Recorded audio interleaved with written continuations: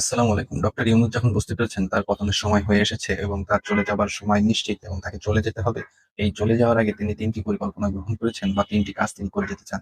এক হচ্ছে দেশের যেসব অভ্যন্তরীণ সম্পদ আছে এবং দেশের যেসব স্থাপনা আছে এগুলো যতটা পারা যায় বিদেশীদের হাতে তুলে দেয়া এবং এর মাধ্যমে তার একটি কমিশন বা মুনাফা তার পকেটে ঢুকানো। সাথে, সাথে আওয়ামী লীগের সময় যেসব উন্নয়ন প্রকল্প গ্রহণ করা হয়েছিল এবং বড়, বড় উন্নয়নমূলক কাজ বাস্তবায়ন করা হয়েছিল, এইগুলোর যতটা সম্ভব প্রতিসাধন করা যায় এবং এগুলো নষ্ট করা যায়।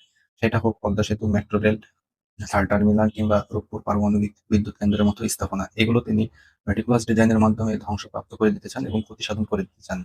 এর ফলে জনমনে এমন একটি প্রশ্নের উদ্ভব হবে বা তিনি এমন একটি ভাবধারণা জনগণের মাঝে ছড়িয়ে দেবেন, আওয়ামী লীগের সময় এইসব বড়, বড় উন্নয়নমূলক কাজে বা প্রকল্পে ব্যাপক দুর্নীতি করা হয়েছে এবং এই দুর্নীতির ফলে এই যে প্রকল্পগুলো, এই প্রকল্পগুলো নষ্ট হয়ে যাচ্ছে বা এখন আর এগুলো পরিচালনা করা সম্ভব হচ্ছে না। এগুলোর এখন পরিচালনা করলে বা এগুলো এখন চালু রাখলে জনগণের জানমালের ক্ষয়ক্ষতি হতে পারে।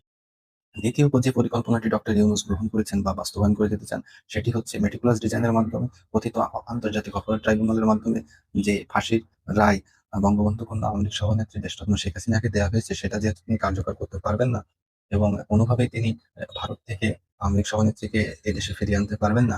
সেহেতু আওয়ামী লীগের শীর্ষস্থানীয় যেসব নেতা কারা অভ্যন্তরীণ আছে, জোটের যেসব ১৪ দলীয় জোটের যেসব নেতা কারা অভ্যন্তরীণ আছে এবং উচ্চ পর্যায়ে যেসব সামরিক এবং পুলিশ কর্মকর্তারা কারা অভ্যন্তরীণ আছে, তাদেরকে মেট্রিকুলাস ডিজাইনের মাধ্যমে বিচারিক রায়ের মাধ্যমে ফাঁসির আদেশ দেওয়া এবং ফাঁসির দণ্ড কার্যকর করা। দ্বিতীয় যে পরিকল্পনাটি ডক্টর ইউনূস হাতে নিয়েছেন সেটি হচ্ছে, দেখুন, আওয়ামী লীগ ব্যতীত বিএনপির ক্ষমতায় আসা যদি নির্বাচন হয় নিশ্চিত।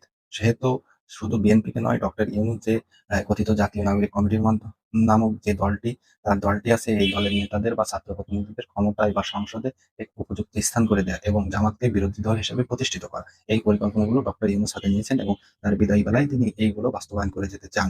ধন্যবাদ।